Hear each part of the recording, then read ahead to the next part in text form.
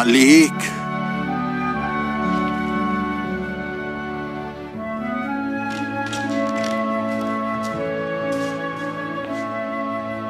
প্রায় 20টা বছর কেটে গেছে। আশা করি ভালোই আছেন। আপনি ভালো আছেন তো? এই কয়েক বছরে আমি বুড়ো হয়ে গেছি।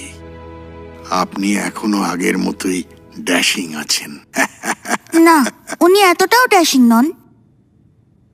এই চুপ করো। ও আমার নাতি, যার কথা আপনাকে লিখেছিলাম। ওনাকে সম্মান করো।